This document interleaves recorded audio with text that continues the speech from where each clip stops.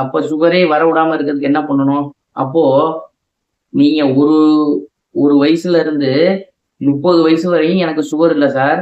எனக்கு 40க்கு மேல சுகர் வந்துருச்சுன்னு சொல்றீங்க. சரி ஏத்துக்கிறேன். ஓகே. ஏன் சார் 30 வயசு வரையும் உங்களுக்கு சுகரே இல்ல? அப்பலாம் இன்சுலின் சுரக்கவே இல்லையா? உங்க கணையம் வேலை பார்க்கவே இல்லையா? அது ஏன் வந்து இப்படி சொல்றாங்க டைப் 1 இருக்கு. எனக்கு வந்து டைப் 1 சுகர் வந்து சிறு வயதிலேயே வந்து கணைய கோளாறுனால வருது. சரி ஓகே. அது குறைபாடுன்னு எடுத்துக்கிறேன். ஓகே. அப்போ டைப் 2ங்கிறது நீங்க இடையில தானே உங்களுக்கு அந்த வியாதி வருது. அப்ப இடையில வந்த வியாதிக்கு இடையிலேயே அது சரியாயிரணும்ல. ஏன் வந்து அது நம்ம சாகுற வரையும் மாத்திரை சாப்பிட்டுட்டே தான் இருக்கணும்.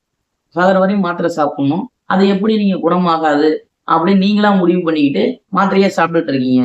சரிங்களா? நீங்க என்ன பண்ணணும்னு கேட்டீங்கன்னா, வாழ்வியல் முறைய மாத்தணும்.